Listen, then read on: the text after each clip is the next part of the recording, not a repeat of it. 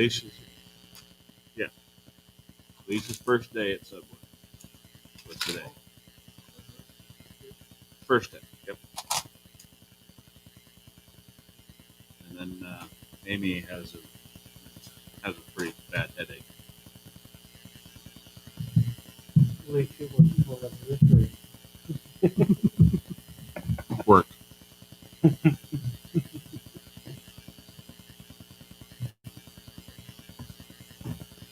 Yeah. We hope it went well.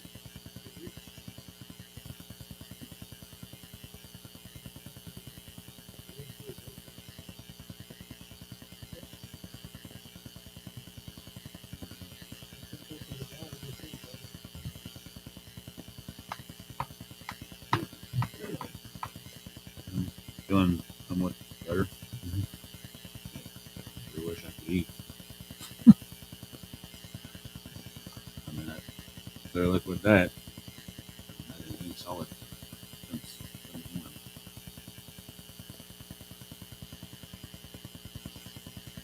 I hope you put me back on solid food tomorrow. I'm hungry.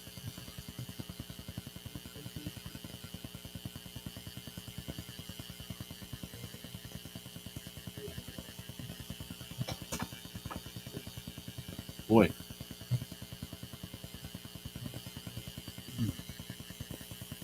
Haven't made any since yesterday night. Oh no, they decided to fix steak themselves. Didn't even give me a cup of broth. Sitting there eating their steak. Get up from my nap and have pasta.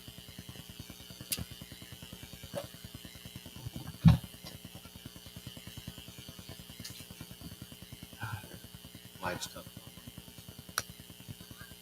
Sorry, I can't do this.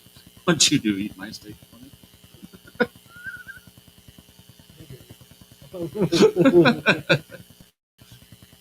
Wave it under my nose. Here you go.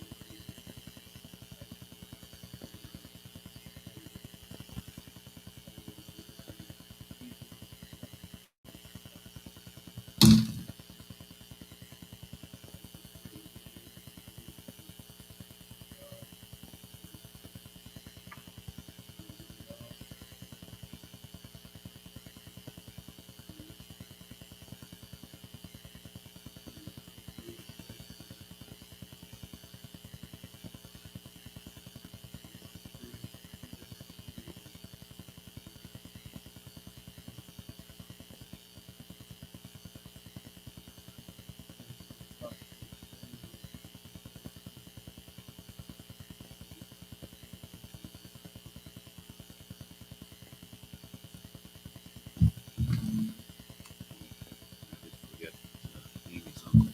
Today, 1 o'clock. Amy's uncle.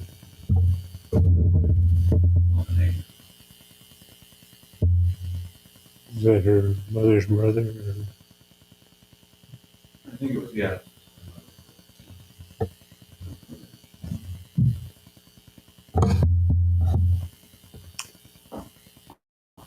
Okay, we're on page 47, ready for B, I think. That's what I've got marked. Where am I? The Oracle, verdict against Damascus, chapter 17. Syria and Ephraim will both be brought down, chapter 17, verses 1 through 6. Verses 1 through 6. Damascus was the capital of Syria. Because of its strategic location, it had been a city of prominence both economically and militarily. However, the Lord promises that Damascus will become a ruinous heap, and the nearby cities of Ar will also become like ghost towns occupied only by flocks. Okay.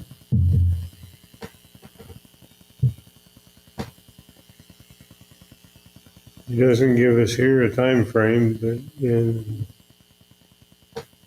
New Testament times, Damascus was still going, yeah. And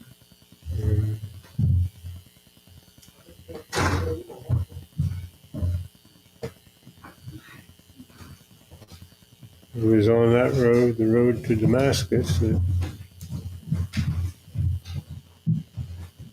Saul of Tarsus became a Christian.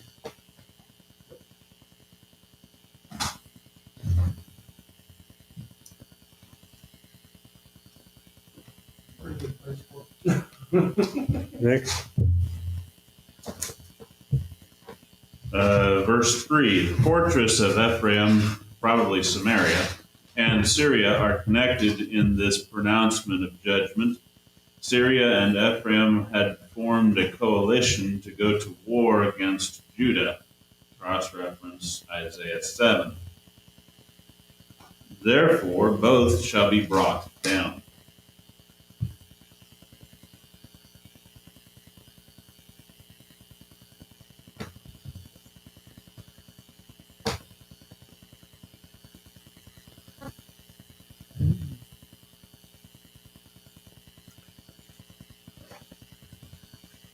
next. Verses 4 through 6. The glory of the godless coalition will depart, and the fatness will become lean, and the 10 northern tribes are Personified. personified as Jacob. Everything in which Ephraim, Israel, had boasted will be turned to disappointment. With the same thoroughness as the reaper gathers grain, the Lord would clean the nation. Only a few survivors would be left, like as when a tree is shaken, and only a few olives are left on the top of the branches. Okay.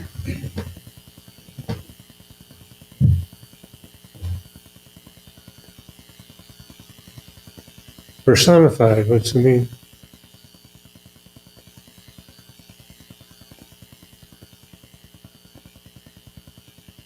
I think as first, you got a personality. Okay. It's similar to anthropomorphism, which is a big word. Simply means giving human characteristics to something.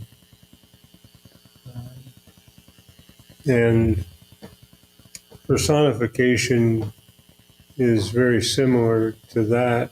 And it describes characteristics of personality. So in this case, the 10 northern tribes are personified as Jacob.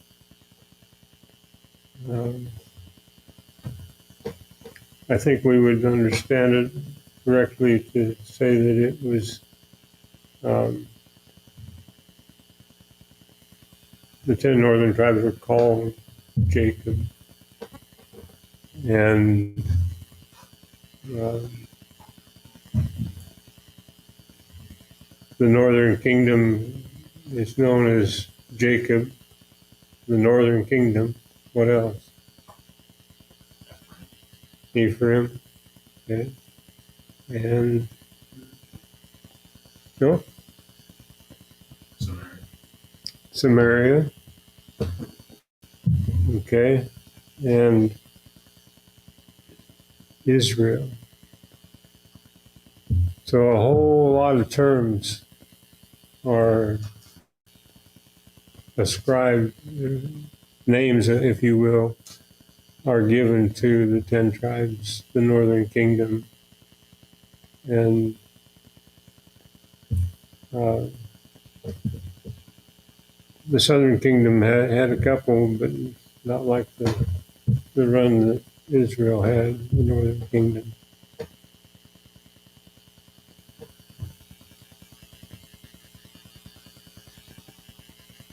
What's your comment? Here we have the remnant again. Only a few survivors would be left, like as when a tree is shaken and only a few olives are left in the top of the branches. So it's okay, I guess whoever's next.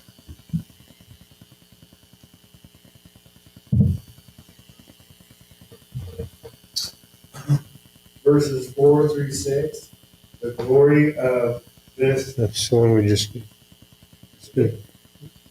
2. Israel had forgotten the true rock of strength when it turned to Damascus.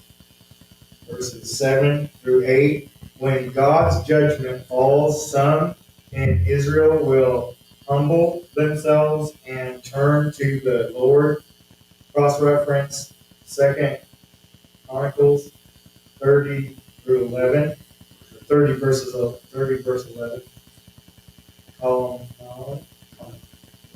Calamity will serve as a good lesson for those who will turn from vain dependence upon man and the work of his own hands. Okay.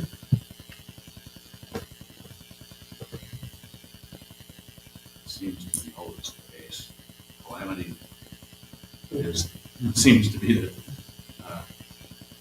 motivation for us to learn. Okay. That cycle that is so evident in the book of Judges, is evident in other places too, but not quite as much as it is there in Judges.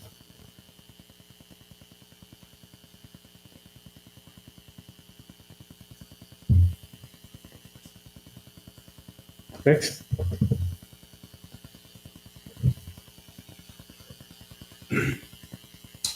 Verses 9 through 11.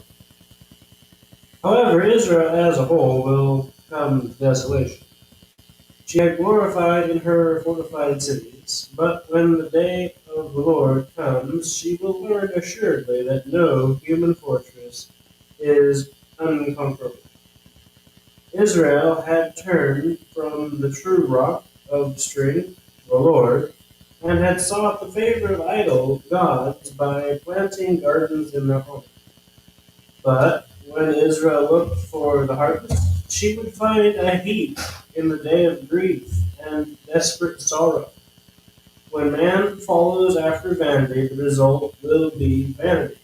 Cross-reference Galatians 6, verses 7 through 8.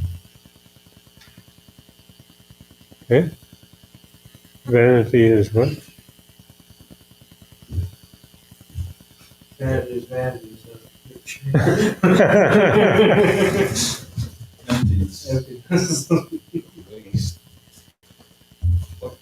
Okay. Emptiness, waste, uselessness. Also, God putting backwards. Yeah. We're not talking about that. That's because looking at yourself in the mirror. Always. Israel as a whole would come to desolation because her focus was in the wrong place.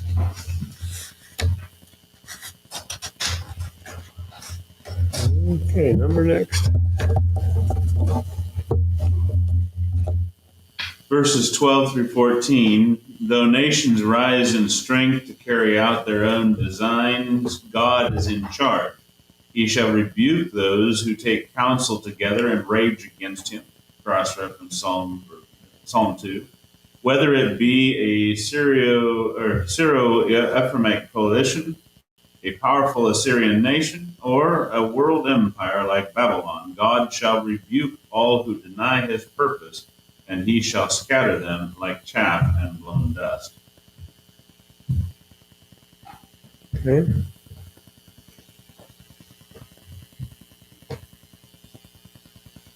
Don't do what they did. Hmm? Don't do what they did. Yeah.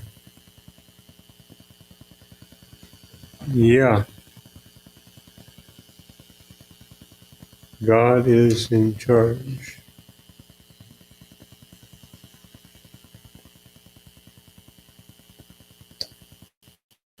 I guess you're next, Ezra. The oracle burden against Ethiopia and Egypt. Chapters 18 through 20. Ethiopia will pay homage to the Lord.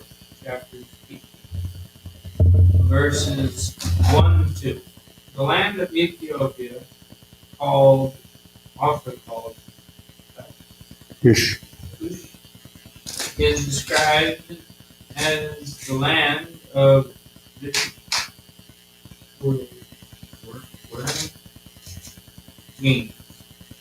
is, which seems to be an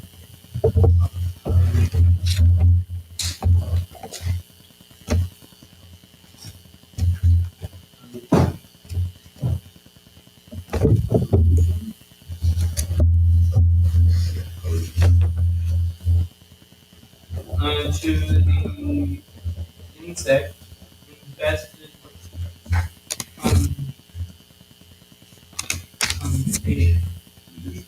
conditions.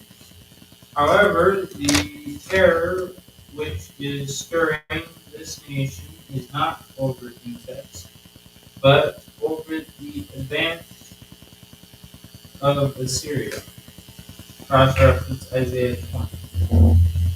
Hence, the king sends messengers in boats upon the sea and the inland rivers to summon his troops.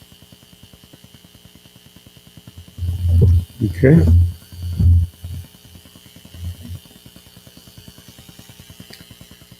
It's kind of interesting. Chapter 18, verse 1. Woe to the land of shadowing with wings, which is beyond the rivers of Ethiopia. King James uses buzzing wings. Buzzing wings. It's easier to say than whirring wings. Yeah.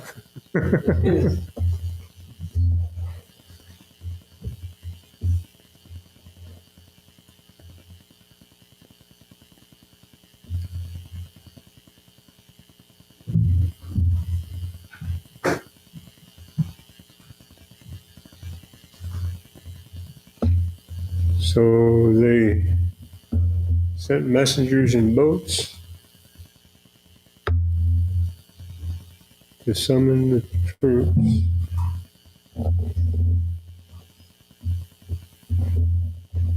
Next.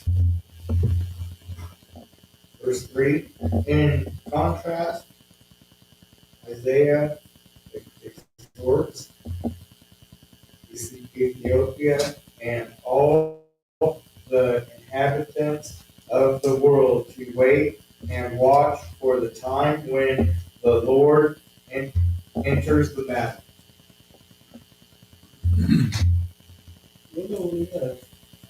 Yeah. For sure.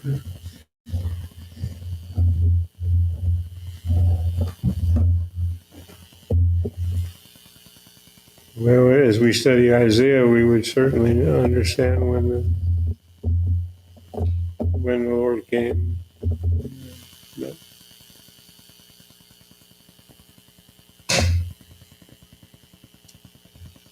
okay, we're ready for next.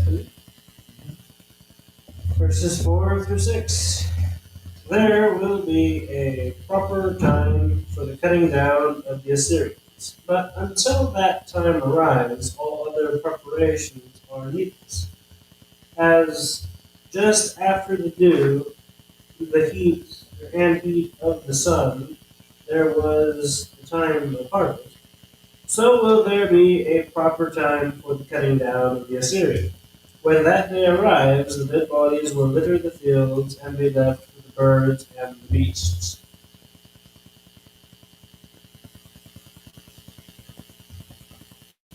Okay.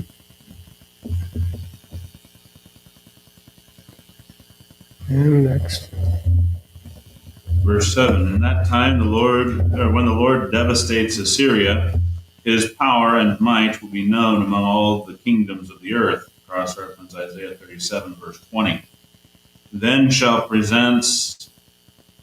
then presents of homage will be brought to the Lord from Ethiopia. Cross reference verse 2.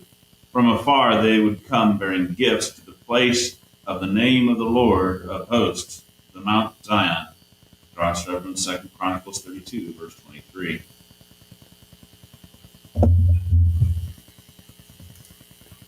Questions or comments?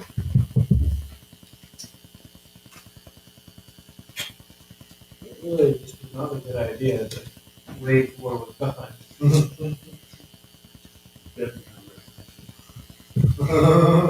We see it all the time in people's actions. Even our own? At times.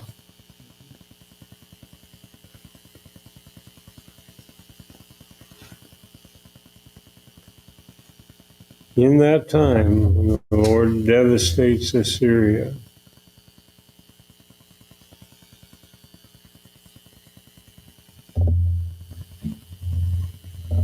Assyria was, of course, the last great power before Babylon.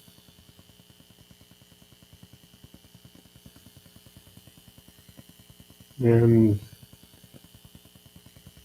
it was not a difficult task for the Lord to take down.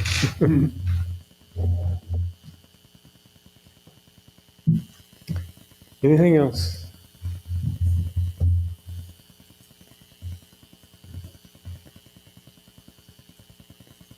Guess it's your turn again.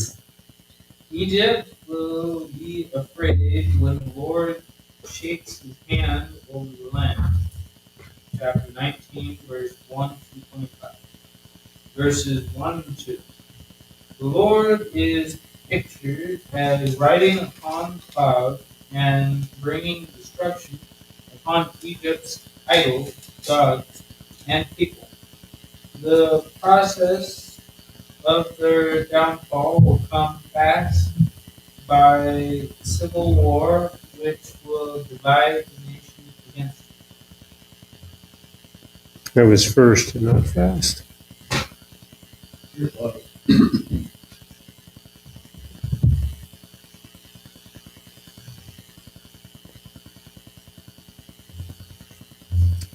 The process of the downfall will come first by civil war, which will divide itself, or divide the nation against itself. What did Jesus say about houses? Divided against itself, can't stand. A house divided against itself cannot stand. Isaiah was saying that it's going to happen when the house becomes divided, or that God would divide the nation against itself through a civil war.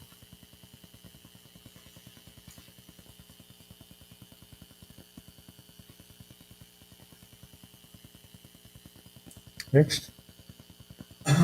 Verses 3 through 4. Internal strife will demoralize the people, but they will find no comfort when they turn to the counsel of idol gods, soothsayers, soothsayers, mediums, and spiritists. Through their vain pursuit of selfish goals and false religion, they will even totally be given into the hands of another ruler who is described as a cruel lord and a fierce king. Cross-reference Ezekiel chapters 29 through 31. Okay.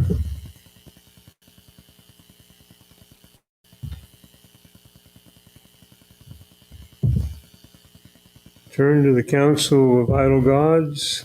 Soothsayer, what's that?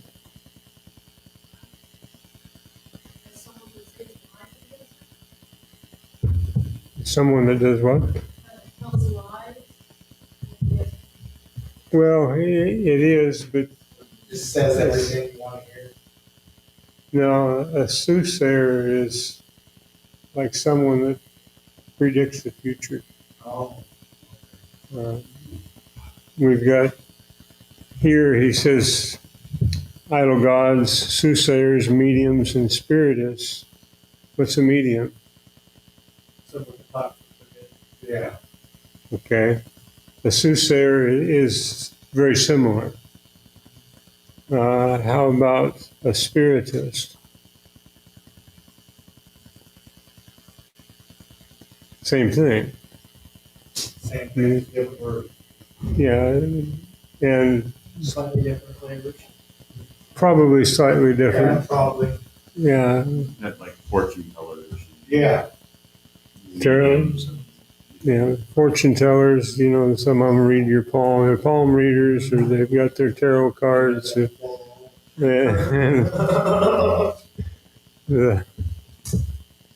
Yeah, and you know,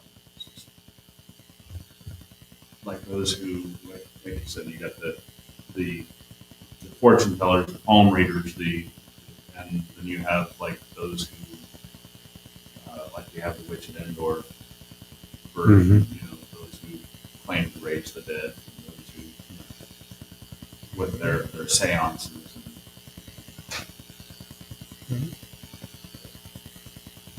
it's nasty business to get into. New King James says charmers, mediums. Okay. Sorcerers, we probably all understand that.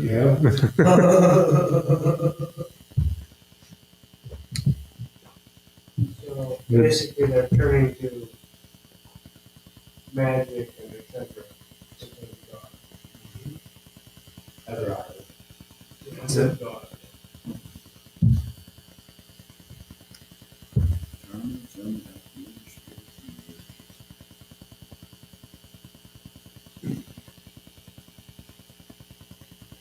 Okay, next. What? Which is a no-no. Yeah. Wasn't good for Saul or Samuel. Well, it wasn't bad on Samuel, but He didn't seem real happy though. it did not make him happy. And the nation reference in Ezekiel 29 to 31 is as being the cruel Lord and fierce King that the author, or that Isaiah is referring to. The author directs us to in Ezekiel 29 to 31 is Babylon. Okay. Well, and we know that Babylon was one that destroyed Assyria. And Egypt. Okay. Next.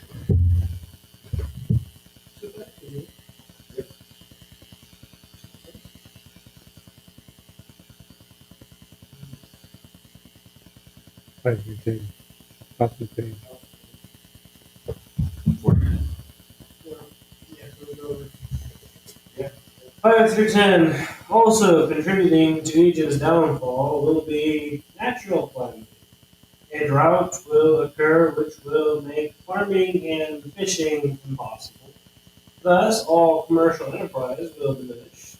This results in unemployment of such magnitude that the pillars of Egypt will be unable to solve the problem for hired laborers. Verse 10 and AS. Oh,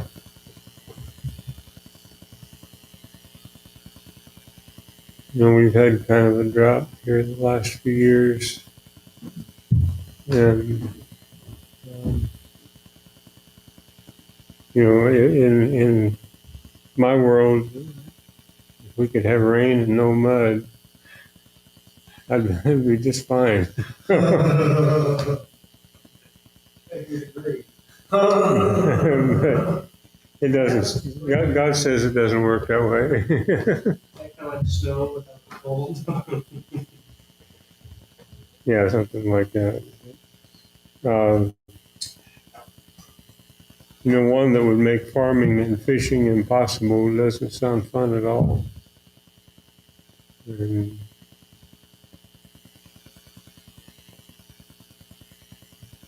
so the city leaders and the country leaders of Egypt will be unable to solve the problem of unemployment.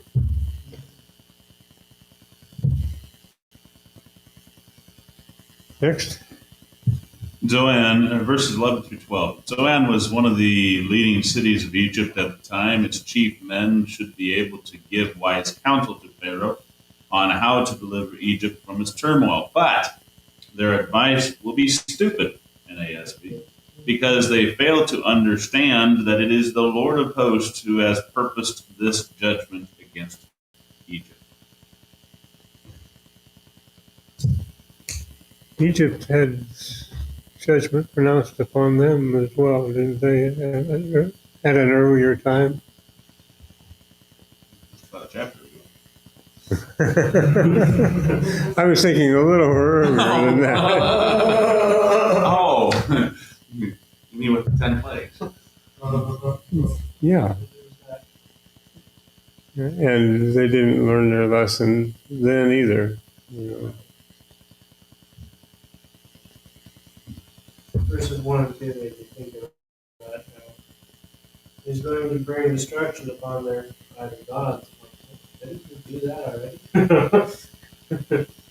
They still didn't learn. Well, I mean, God led Israel for 40 years in the wilderness, and they didn't learn that. And do we expect Israel do we expect Egypt to learn in, Yeah, yeah. 2 or 3 weeks?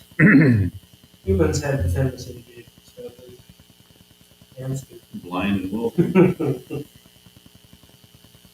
And Solomon said, "There's nothing new under the sun." No. We're still here doing the same things.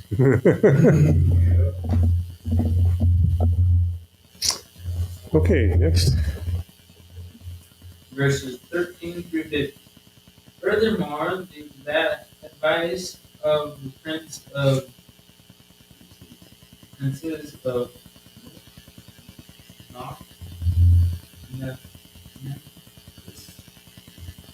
another chief city, was like that given by Zoan. These Cornerstones. cornerstones, ASB, of the nation will be so confused by the acts of the Lord, they will lead the country astray, like a drunken man staggering in his body. Rather picturesque, isn't it? Yeah. Stinks. Yeah. It doesn't look very inviting to me. Not a very good first impression. want to try to move there.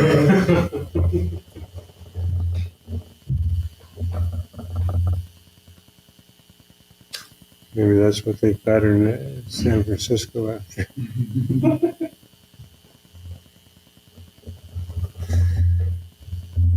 Okay. Confused by the acts of the Lord, lead the country astray.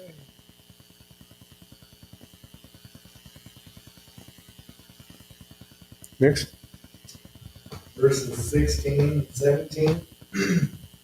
Beginning with this verse and continuing to the end of the chapter, the subject changes from Egypt's downfall to that of describing a period in which Egypt will fear the Lord, repent, and thou turning to the Lord will thereby be blessed. Egypt's great men will fear the Lord when they come to realize it is his hand that is stretched out to strike them. The mention of Judah will bring terror to Egypt because it will remind them of Judah's God, who is able to accomplish his word. Cross-reference Isaiah 14, 26 and 27. Okay. Egypt comes to realize that it's God's hand that is stretched out to strike them.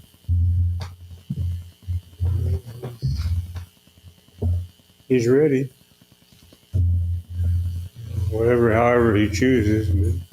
But we understand that, put him up because he's coming. Yeah.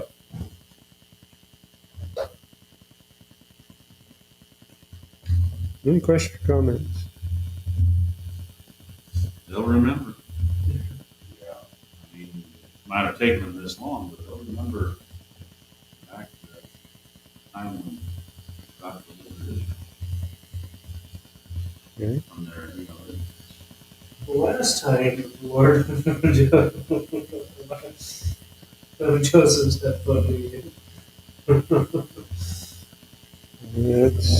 That's a long time from then to where we're talking about now.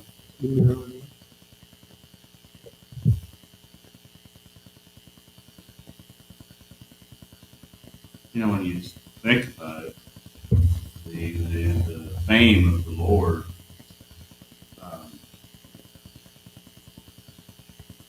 it was 40 years of wandering, but it was still fresh in the Canaanites' mind. By the time Israel got to Canaan to conquer it, that deliverance from Egypt was still fresh in their mind, and they were still scared. Okay. That's pretty potent. Yeah. Made a lasting impression. 40 years later. The Egyptians were probably still talking about it as if it was yesterday. Well, and that's the thing, that really has confounded Egyptologists and archaeologists, is that they don't find any mention of it in the Egyptian record. But what they have found is that there has been, at one point in time, a complete erasure of an era. Somehow the Egyptians went and completely erased all record for a certain area, for a certain era of time. Just went and totally took their chisels out when they were defeated. Did not want to remember that. It was the descendants of Israel being led away, or They don't know what's under there. they don't know which time period. They know that Egypt was defeated during that period, but they don't know anything surrounding it because, other than that, it's all been wiped out. They don't know the Pharaoh. They don't know any of that. Because don't know how long it was. And trying to hide from the facts. that literally the Egyptians were hiding that smear on their name, and, which kind of leads one to think that was. I think it was. I think what I remember from the documentary, that it was something to do with the Hyksos, but we can't. It's been a number of years since I watched that documentary, but it was just totally wiped out, scrapped out. Every record within, within that time period.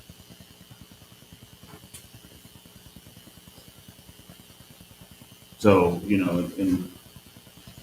but here we have Egypt being as women and shaking in fear because someone mentioned the Lord of Hosts of Judah, the God of Judah.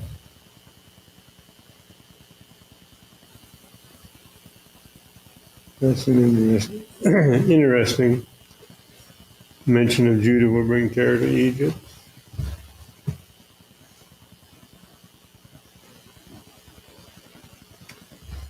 Anyone else? Next. Verse 18. The expression in that day always refers to the time dealt with in the context. It is found 6 times in this section of prophecy. Cross-reference verses 16, 18, 19, 21, 23, and 24. And seems to refer to the Messianic age, which is consistent with the way this expression is used in several other contexts. Cross-reference Isaiah 4, verse 2, 11, verse 10, 12, verses 1 and 4. The day is coming when the false gods of Egypt shall be destroyed, and an altar to the Lord shall be erected. 5 cities, in essence a small number, shall speak the language of Canaan, in essence the language of an impure religion, which mixes with the worship to both idols and the Lord of Hosts. 1 shall be called the steep destruction. In essence, the center of Egyptian idol worship will one day be completely destroyed. Cross-reference Jeremiah 43, verses 12 to 13. Homer Haley comments on this passage, and so Isaiah seems to be saying in verse 18 that amid idolatry and confusion there will be some who swear to Jehovah while they continue to speak the mixed language of error and truth, the language of Canaan, until the pure spiritual language of Jehovah comes. And they do so, the center of Egyptian idolatry in their midst will be destroyed. Homer Haley, a commentary on Isaiah, Baker Book House, 1985, page 167.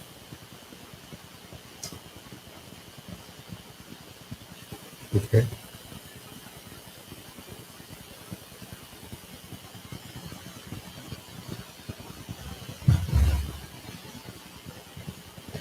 Homer Haley did he do the Genesis flood?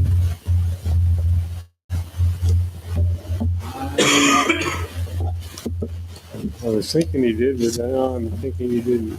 No, I can't remember who it there is. was.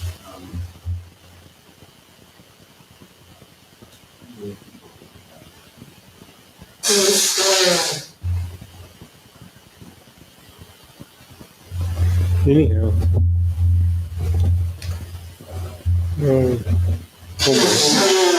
Homer Haley was a well-respected commentator.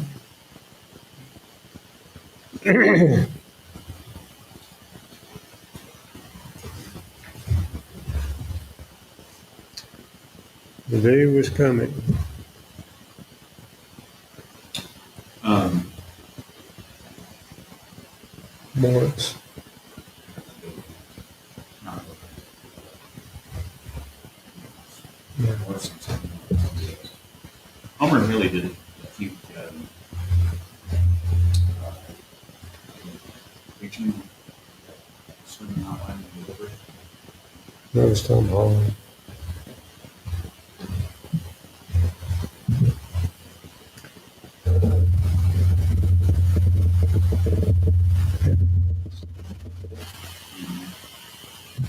Uh,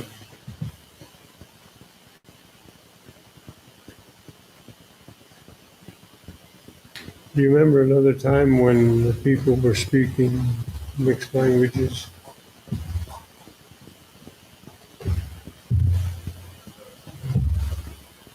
No, not that far back. Um, in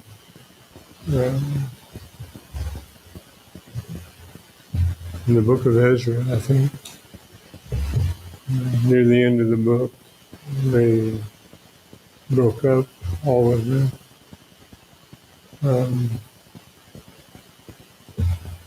mixed marriages. The people were some of the people were speaking one language and some another, and the children of God's people were not speaking God's language. It could have been Nehemiah, but it was in that time period. I was thinking it was Ezra. Ezra. Attitudes and consequences of restoration. Say that again. Attitudes and restoration. Consequences of restoration. Oh, I see. Okay. Some of you don't know what we're talking about. There's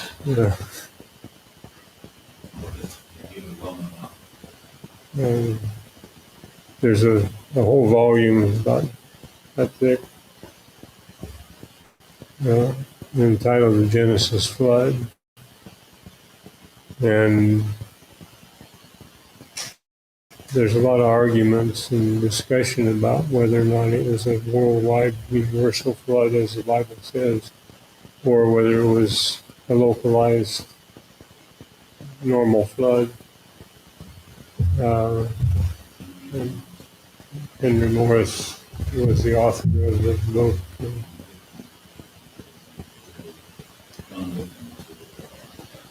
And it was very well researched and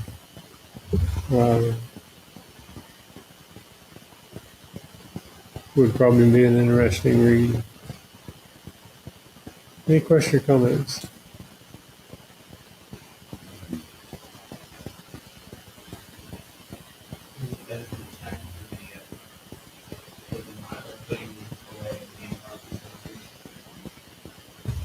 Okay.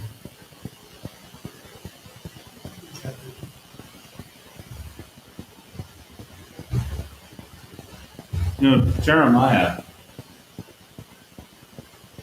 In Jeremiah, we have Israel, or Judah rather, running to Egypt, even after Judah, or after they had come to Jeremiah saying, hey, seek God's advice, we're going to do whatever he says. Jeremiah says, no, you're not. Yeah, we will. No, you're not. And You're going to do whatever you want to. And so he comes back to him, I think it was after 10 days, and says, God says, go back home and submit yourselves to Nebuchadnezzar. And they're like, we don't like that, we're going to Egypt. So Jeremiah gives them and tells them exactly what's going to happen when they go to Egypt, and it, lo and behold, happened. And I think if I remember correctly, Isaiah is here kind of forecasting that, foreshadowing some of that, because there was still a remnant of people that were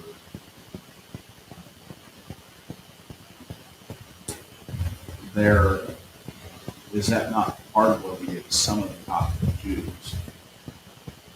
Or is that later on when Rome comes in and destroys um, Jerusalem in 87, carries away? Because there was the Coptic Jews that spoke kind of a mixture of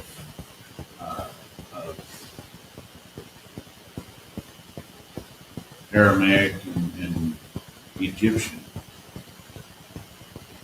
There was a mingling of the two, and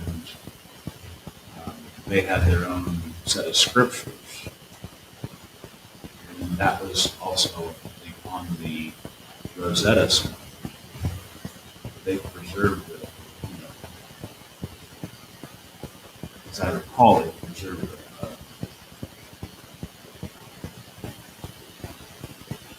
Preserved some of the scriptures,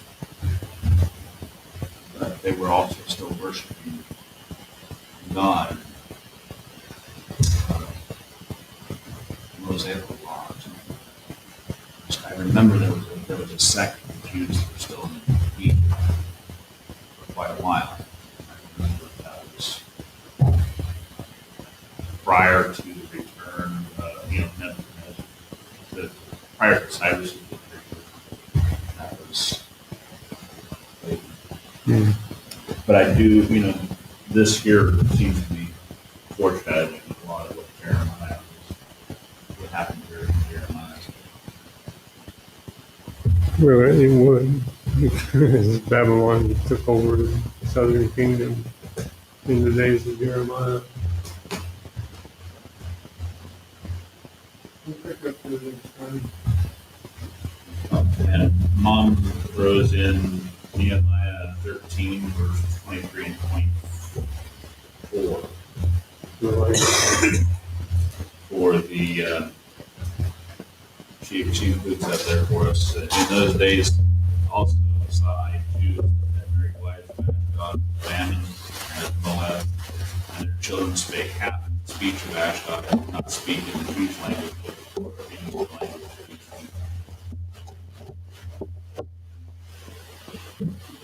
Okay.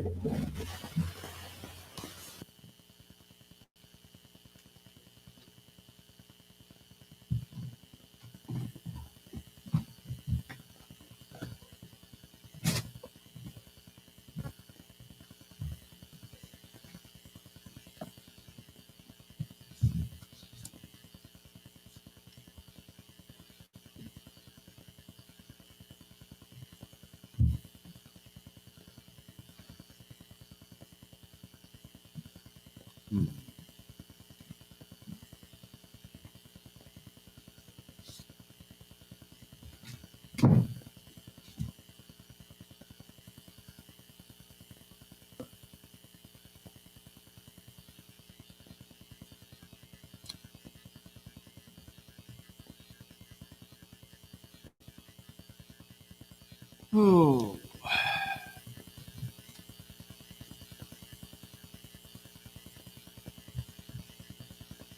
Someone marked 321, so I guess we'll go for 321. It's been a while since we started one. I know. Probably.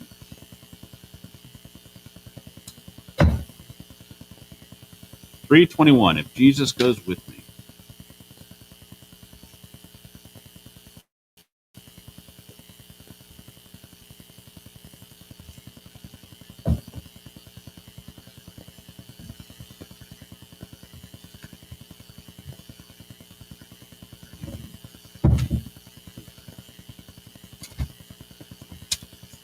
It may be in the valley where countless dangers hide. It may be in the sunshine that I in peace abide. But this one thing I know, if it be dark or fair, if Jesus is with me, I'll go anywhere. If Jesus goes with me, I'll go anywhere. 'Tis heaven to me, where'er I may be, if He is there. I count it a privilege here His cross to bear. If Jesus goes with me, I'll go anywhere. It may be I must carry the blessed word of life across the burning sunshine to those in sinful strife. And though it be my lot to bear my colors there, if Jesus goes with me, I'll go anywhere. If Jesus goes with me, I'll go anywhere. 'Tis heaven to me, wherever I may be, if He is there. I count it a privilege here His cross to bear. If Jesus goes with me, I'll go anywhere. But if it be my portion to bear my cross at home, while others bear their burdens beyond the billows foam, I'll prove my faith in Him, confess my judgments fair, and if He stays with me, I'll go anywhere. If Jesus goes with me, I'll go anywhere. 'Tis heaven to me, wherever I may be, if He is there. I count it a privilege here His cross to bear. If Jesus goes with me, I'll go anywhere. It is not mine to question the judgments of my Lord. It is but mine to follow the leadings of His word. But if to go or stay, or whether here or there, I'll be with my Savior, content anywhere. If Jesus goes with me, I'll go anywhere. 'Tis heaven to me, wherever I may be, if He is there. I count it a privilege here His cross to bear. If Jesus goes with me, I'll go anywhere. 638.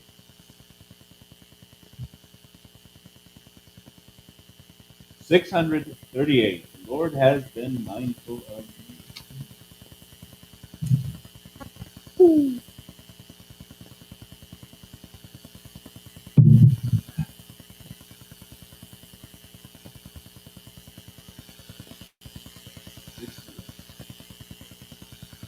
Though I through the valley of shadow, or mountain or troubled troubled sea, and oft in the darkness have traveled. The Lord has been mindful of me. The Lord has been mindful of me. He blesses and blesses again. My God is the God of the living. How excellent is his name. Much more than my grief and my sorrow, much more than adversity, much more than the all I have given. The Lord has been mindful of me. The Lord has been mindful of me. He blesses and blesses again. My God is the God of the living. How excellent is his name. I am rich, I am saved, I am happy. I have health and prosperity. I have friends, I have doors ever open. The Lord has been mindful of me. The Lord has been mindful of me. He blesses and blesses again. My God is the God of the living. How excellent is his name.